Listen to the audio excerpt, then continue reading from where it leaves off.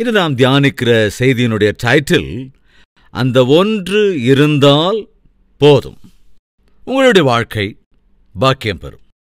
அது என்ன? அந்த ஒன்று என்ன என்பதை உங்களில் எத்தனை பேர் தெரிந்து கொள்ள ஆசைப்படுகிறீர்கள்? கரங்களை தட்டுகிறீர்களா? Right, thank you. அந்த ஒன்று என்ன? உங்களை யாராவது சொல்ல முடியுமா? அந்த ஒன்று என்ன? வெரி சிம்பிள்ங்க. வேலை விஷயத்தில்,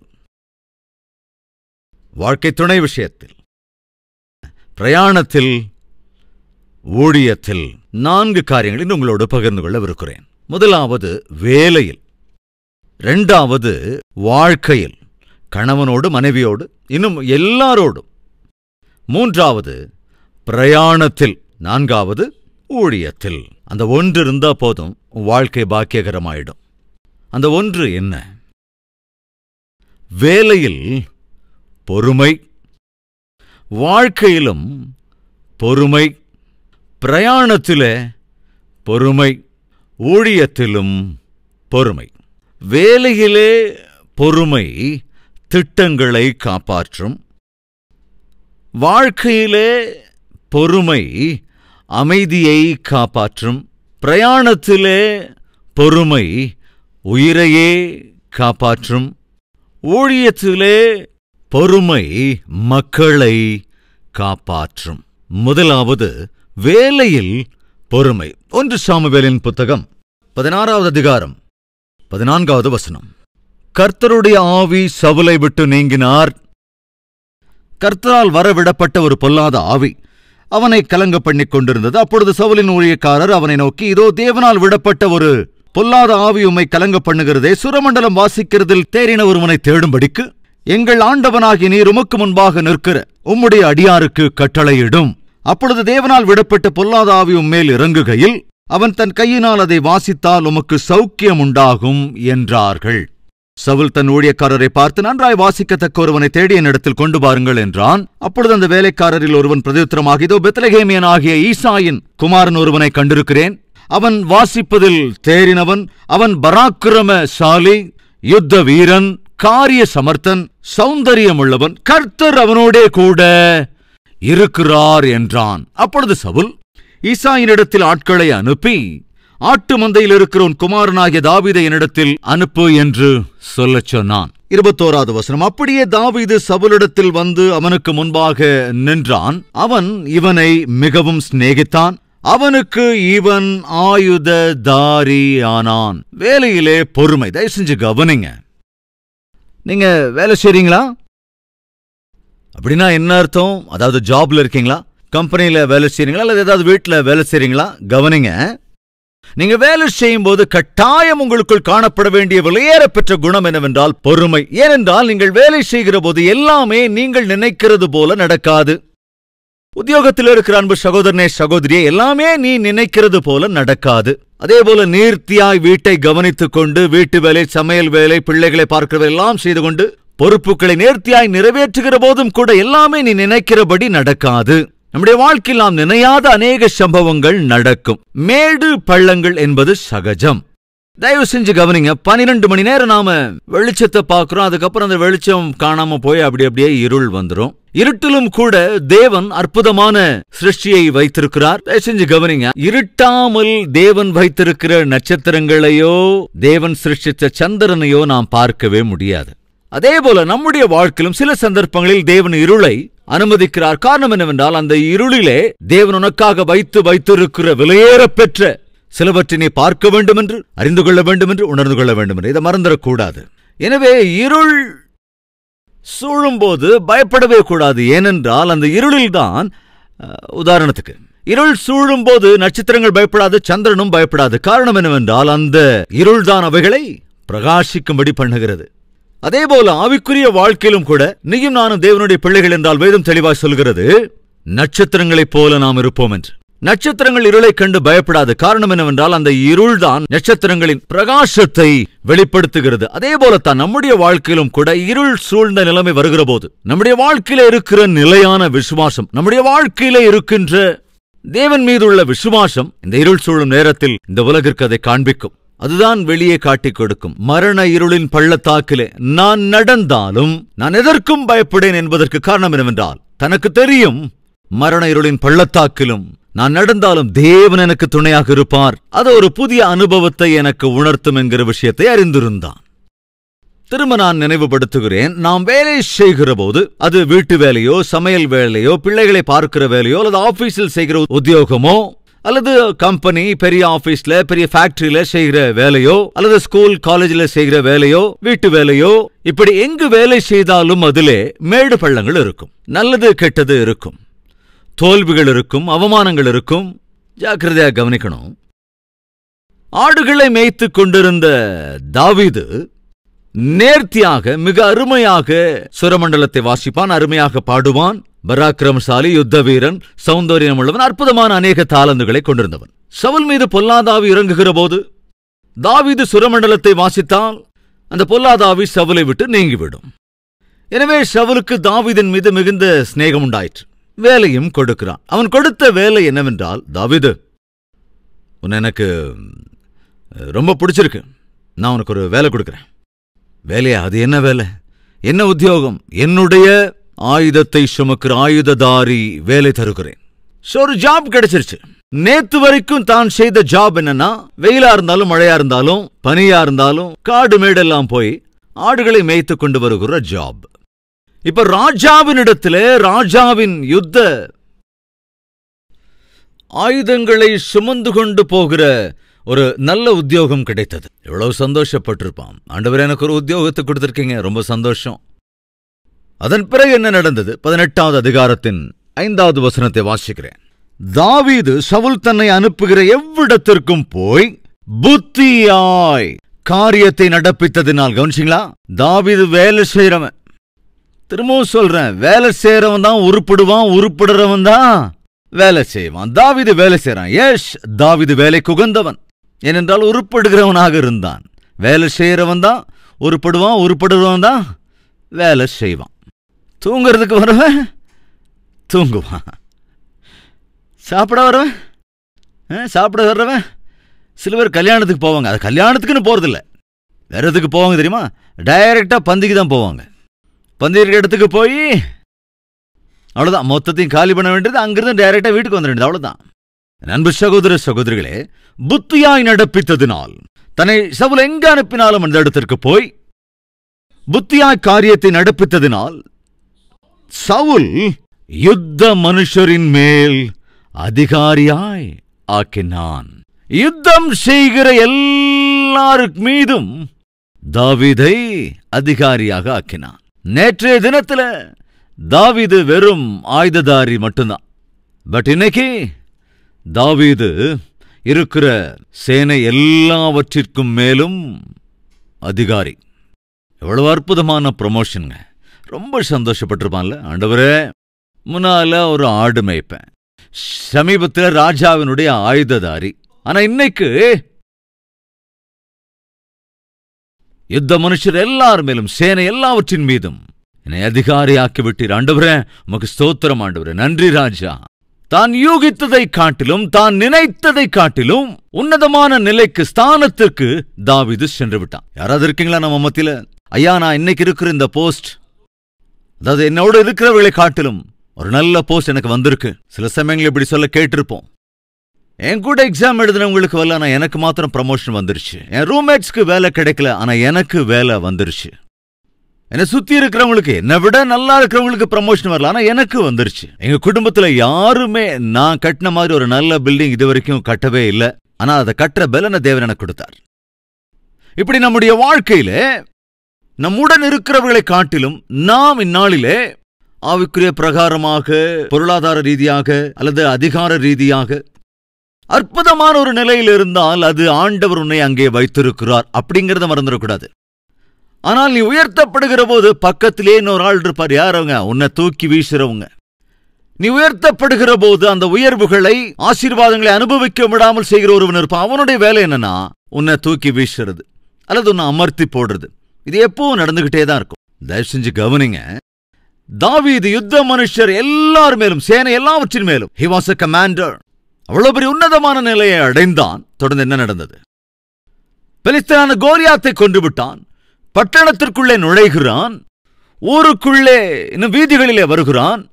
தாவீது தானே இன்று அந்த பெலிஸ்தனை முறியடித்து நாம் எல்லோரும் அடிமையாகாமல் நம்மை காப்பாற்றினான் என்று சொல்லி அங்கிருந்த எல்லோரும் சந்தோஷத்தில் பாட ஆரம்பித்து விட்டார்கள். என்ன பாடினார்கள்? சவுல் கொன்றது 1000, தாவீது கொன்றது 10,000 என்று சந்தோஷமாக பாட ஆரம்பித்தார்கள். அப்படி பாடிக்கொண்டிருந்த போது சவுல் அதை கவனிச்சு, என்ன பாடுறாங்க அவங்க? சவுல் கொன்றது 1000, தாவீது கொன்றது 10,000. தாவீது 10,000 ஓஹோ என்று பாடிக்கொண்டிருக்கிற வழியில பக்கத்தில் இருக்கிற தாவீது ஒரு லுக்கு விட்டான். அவ்வளவுதாங்க. அந்த லுக்கு சாதாரணமான லுக்கு இல்லைங்க. பைபிள்ல இருக்கு, பார்க்கலாம், வாசிக்கலாம். 18வது அதிகாரத்தினுடைய 7வது வசனத்திலிருந்து தொடர்ந்து நான் வாசிக்கிறேன். அந்த ஸ்திரீகள் ஆடி பாடுகையில் சவுல் கொன்றது 1000, தாவீது கொன்றது 10,000 என்று முறையாக பாடினார்கள். அந்த வார்த்தை சவுலுக்கு விசனமாயிருந்தது. அவன் மிகுந்த எரிச்சல் அடைந்து, தாவீதுக்கு 10,000, எனக்கோ 1000, தாவீதுக்கு 10,000, எனக்கோ 1000 கொடுத்தார்கள். இன்னும் ராஜ்யாங்கம் மாத்திரம் அவனுக்கு குறைவாயிருக்கிறது என்று சொல்லி அந்நாள் முதற்கொண்டு சவுல் தாவீதை காய்மகாரமாய் பார்த்தான். ப்ரமோஷன் கொடுத்தவனே, ப்ரமோட் பண்ணினவனே ஒரு மாதிரி பார்க்கிறான். யாராவது இருக்கீங்களா நம்ம மத்தியில? என்னமோ தெரியலங்க, பாஸ் ஒரு காலத்துல ரொம்ப நல்லா பாத்துக்குவாரு. எங்க மேனேஜர் ஒரு காலத்துல ரொம்ப நல்லா இருந்தாருங்க. எங்க டீம் லீடர் ஒரு காலத்துல ரொம்ப நல்லா இருந்தாருங்க. எந்த வீட்டுல வேலை செய்யணும்னு அந்த வீட்டு எஜமானனும் எஜமானியும் ஒரு காலத்துல ரொம்ப நல்லா இருப்பாங்க, ரொம்ப நல்லா பழகுவாங்க. ஆனா என்னமோ தெரியல, சடனா ஒரு மாற்றம் வந்துடுது. எப்ப பார்த்தாலும் சலிச்சுக்கிறாங்க, எப்ப பார்த்தாலும் எரிச்சல் அடைறாங்க, கோபம் அடைறாங்க. காரணமே இல்லாம என்ன திட்ட ஆரம்பிச்சுட்டாங்க. அவங்க நடந்துக்கிறத பார்க்கும்போது, அவங்க பேசுறத பார்க்கும்போது ஏன்னா எனக்குள்ள டவுட்டா இருக்கு. என்ன டவுட்? வேலையை விட்டு தூக்கிடுவாங்களோ என்னமோ அப்படின்னு டவுட்டா இருக்கு. எஸ், தாவீதுக்கும் அதே டவுட் வந்ததுங்க. சவுலை கவனித்த போது, சவுல் அவனை பார்க்கிற பார்வையை பார்த்தபோது, சவுலுடைய அந்த பார்வையில் ஒரு மாதிரியாக பார்த்தபோது இவனுக்குள்ள ஒரு டவுட் வந்துருச்சு. ஏதோ வித்தியாசமா இருக்கு. என்ன நடந்தது? வாசிக்கலாம். 11வது வசனம். சவுலின் கையிலே ஈட்டி இருந்தது. அப்பொழுது சவுல் தாவீதை சுவரோடே சேர்த்து உருவ குத்தி போடுவேன் என்று ஈட்டியை அவன் மேல் எறிந்தான். ஆனாலும் தாவீது விலகி 2 தரம் அவனுக்கு தப்பினான். கர்த்தர் தாவீதோடே கூட இருக்கிறார் என்றும் தன்னை விட்டு விலகி போனார் என்றும் சவுல் கண்டு தாவீதுக்கு பயந்து அவனை தன்னை விட்டு அப்புறப்படுத்தி அவனை 1000 பேருக்கு அதிபதியாக வைத்தான். 18வது அதிகாரத்தினுடைய 5வது வசனம் மீண்டும் ஒருமுறை வாசிக்கிறேன். தாவீது சவுல் தன்னை அனுப்புகிற எவ்விடத்திற்கும் போய் புத்தியாய் காரியத்தை நடப்பித்ததினால் சவுல் யுத்த மனுஷரின் மேல் அவனை அதிகாரியாக்கினான். ப்ரமோஷன் கொடுத்தான், உன்னத ஸ்தானத்திற்கு உயர்த்தினான். ரொம்ப சந்தோஷம். ஆனா இப்ப என்ன செய்யறான் பாருங்க. அந்த ப்ரமோஷன் கொடுத்த அதே சவுல் காய்மகார பார்வை பார்த்து தாவீதை டிஃபேம் பண்ண முயற்சி செய்கிறான். அதில் என்ன செய்கிறான்? சேனைக்கு மேல் அதிகாரியாக இருந்த தாவீதை இப்போ ஒரு 1000 பேருக்கு மாத்திரம் அதிகாரியா வைக்கிறான். அது மாத்திரம் இல்ல, தாவீது கிட்ட சொல்லுங்க, என்ன சொல்லணும் ராஜா, என்னுடைய எல்லா பக்கத்திலே வர வேண்டாம்னு சொல்லுங்க, என்னுடைய கண் பார்வைக்கு அவனை தென்படக்கூடாதுன்னு சொல்லுங்க. என்ன நடக்குதுங்க தாவீதுடைய வாழ்க்கையில? கவனமா பரிசீலிக்கணும். என்ன நடந்தது தாவீதின் வாழ்க்கையில? ஆடு மேய்ப்பன், பின் ஆயுததாரி, அதன் பின் அதிகாரி சேனைகளின் மீது, இப்பொழுதோ 1000 பேருக்கு அதிபதி. அதை தொடர்ந்து அந்த வேலையும் போயிடுச்சு. அதை தொடர்ந்து தனி ஆளாய்ப்போனா. அதை தொடர்ந்து எங்கே சவுல் தன்னை கொன்று விடுவானோ என்று கூடில்லாத பறவையைப் போல சுற்றித் திரிய வேண்டி வந்தது. அதை தொடர்ந்து பசி பட்டினியால் தவித்து ஒரு நாள் ஒரு ஆசாரியனிடத்திலே வந்து சாப்பிட ஏதாவது அப்பங்கு இது இருக்காயா என்று யாசிக்கிற நிலைமைக்கு கூட வர வேண்டி இருந்தது. ஆனால் அவனுடைய வாழ்க்கையிலே ஒரு ஆடு மேய்ப்பனாக இருந்தபோது அந்த ஆடுகள் அவனுக்கு எரிச்சல் ஊட்டினாலும் தன் பொறுமையை இழக்கவில்லை. சேனைக்கே அதிகாரியாக நியமிக்கப்பட்டு அதற்கு பிறகு 1000ங்களுக்கு அதிபதியாக தான் தாழ்த்தப்பட்ட போதும் தன்னுடைய பொறுமையை அவன் இழந்து போகவில்லை. சவுலையும் நிந்திக்கவில்லை, தன்னை சுற்றி இருந்தவர்களையும் நிந்திக்கவில்லை. 1000ங்களுக்கு அதிபதியாக இருந்த வேலையையும் தூக்கிட்டு தாவீதை, அதாவது தாவீதுக்கு மரண தண்டனை விதித்து கொன்றுவிட வேண்டும் என்று முயற்சி நடந்த போதும் தாவீது தன் பொறுமையை இழக்கவில்லை. கூடில்லாத குருவியைப் போல தன்னுடைய இருப்பிடத்தை விட்டுவிட்டு சவுல் தன்னை கொன்று விடுவானோ என்கிற பயத்தோடு இடம் விட்டு இடம் ஓடி ஓடி காடு காடாய் சுற்றிக் கொண்டிருந்த போதும் தன் பொறுமையை அவன் இழக்கவில்லை. உண்பதற்கு எதுவும் இல்லாமல் பசியால் துடிக்கிற போதும் கூட தன் பொறுமையை இழந்து விடவில்லை. ஏண்டவரே இப்படி பண்றீங்க? வாலிப பிராயத்தில் உம்முடைய நுகத்தை சுமந்து உம்முடைய பிள்ளையாய் நான் வாழ்ந்தேன். ஆடு மேய்ப்பனாக இருந்தபோது என் கேரக்டரை பாதுகாத்துக் கொண்டேன். உன்னதமான ப்ரமோஷனை நீர் அருளிய போதும் என் ஆவிக்குரிய நடத்தையை காத்துக்கொண்டேன். அப்படி உயர்த்துகிறது போல உயர்த்திவிட்டு மறுபடியும் எப்படி தாழ்த்தி போட்டீரே? என்ன ஆண்டவரே, ஒன்றுமே இல்லாதவனாய் செய்து விட்டீரே. நேற்று வரை உன்னத ஸ்தானத்தை அனுபவித்த நான் இன்று ஒன்றுமில்லாதவனாகிவிட்டேனே. அட்லீஸ்ட் சாப்பிடக்கூட எதுவும் இல்லாத நிலைமை. இது உமக்கே நியாயமா ஆண்டவரே? நீர் இப்படி செய்யலாமா என்று தேவனிடத்துல கேள்வி கேட்டானாங்க. இல்லவே இல்லைங்க. காரணம் பொறுமை. அந்த பொறுமை என்ன செய்ததென்றால் நேர்மையா எல்லா சூழ்நிலைகளையும் எதிர்கொள்ளும்படி செய்தது. இன்று நம்மத்தில் அப்படிப்பட்டவங்க இருக்கீங்களா?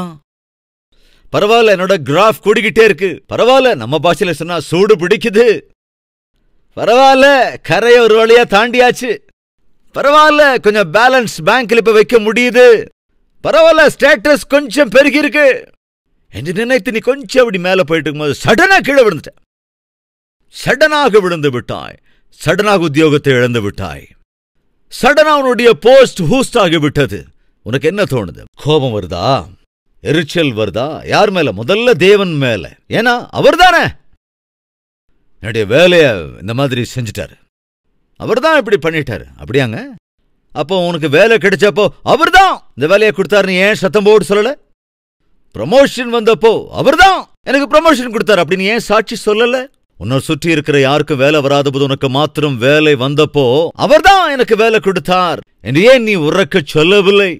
தேவனை ஏன் துதிக்கவில்லை?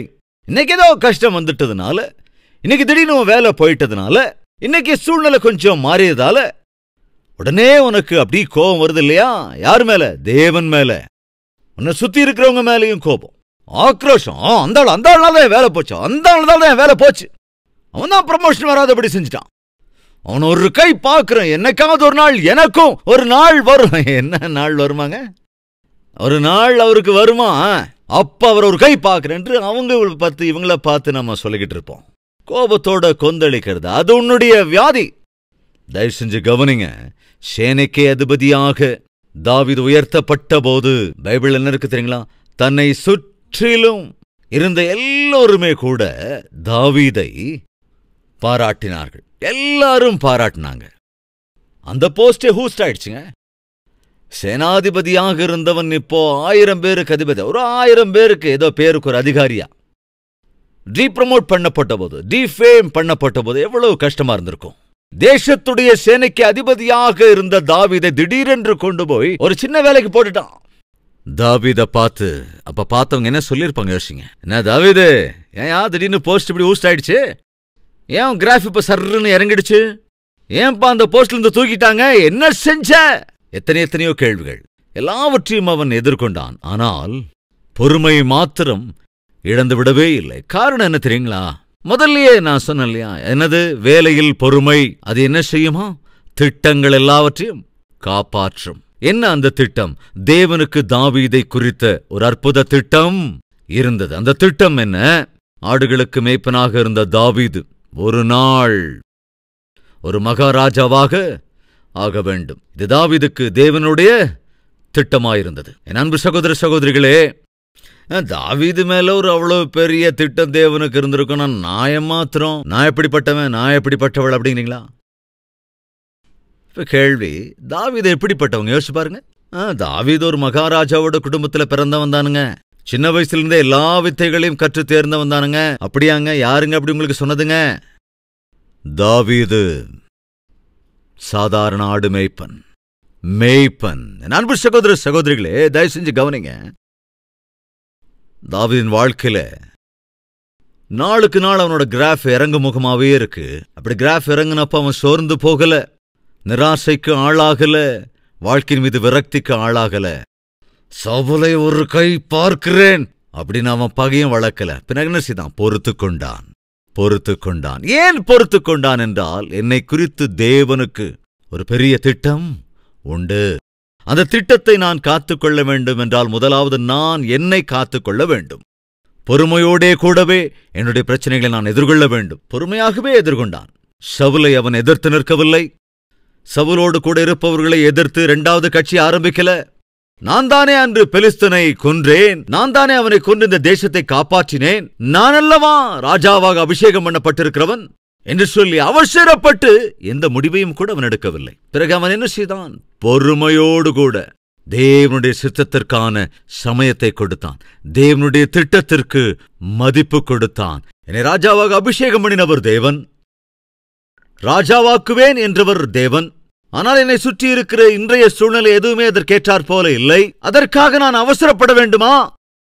அதற்காக என் ஆவிக்குரிய குணத்தை நான் இழப்பேன் என்றால் தேவனுடைய திட்டத்திலிருந்து நான் வழிதப்பினவனாகி விடுவேன். எனவே தேவனுடைய திட்டம் நிறைவேற்றப்பட வேண்டும் என்றால் பொறுமையோடே கூட தொடர்ந்து முன்னேறிக் கொண்டிருக்க வேண்டும். தேவன் ஏற்பாடு செய்த அந்த நாள் வந்தது.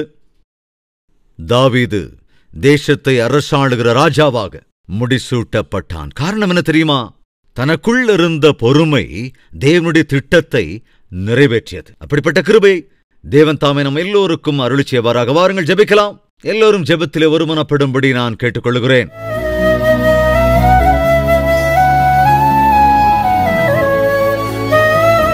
மகா பரிசுத்தமும் அன்பும் நிறைந்த பிதாவே, இந்த நாளிலும் யார் யார் என்னென்ன பிரச்சனைகளுக்குள்ளாக இருக்கின்றார்களோ அவர்களோடு தெளிவாய் நீர் பேசி ஒருபுறம் ஆறுதல் சொல்லி மறுபுறத்திலே பலப்படுத்தியிருக்கிறீர், இன்னொரு புறம் நினைவுபடுத்தியிருக்கிறீர் உன்னை குறித்து எனக்கு ஒரு அற்புதமான திட்டம் இருக்கிறது என்று.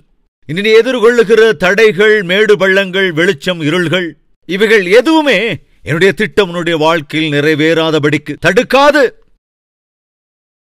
என்று விசுவாசிக்கிற ஒவ்வொருவரையுமே ஆண்டவரே பொறுமையோடும் தாழ்மையோடும் கூட அவருடைய பரீட்சைகளிலாக இருந்தாலும், உத்தியோக பிரயத்தனங்களிலாக இருந்தாலும், விவாக முயற்சியின் காரியங்களிலாக இருந்தாலும், கற்ப பலனை குறித்த காரியங்களாக இருந்தாலும், அல்லது ஆண்டவரே குடும்ப காரியங்களிலாக இருந்தாலும் கூட பொறுமையோடு கூட நேர்த்தியாய் தொடர்ந்து செல்லுகிற கிருபையை, சேர வேண்டிய இலக்கை சென்று அடைகிற பாக்கியத்தை ஒவ்வொருவருக்கும் அருளி செய்ய வேண்டும் என்று இயேசு கிறிஸ்துவின் நாமத்தில் வேண்டிக் கொள்கிறோம் பிதாவே.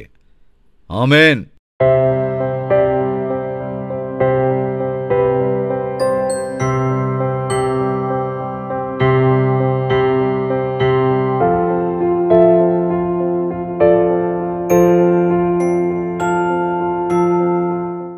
எங்கள் முகவரி: கல்வரி, தபால் பெட்டி எண் 30, குக்கட்பள்ளி, ஹைதராபாத் 72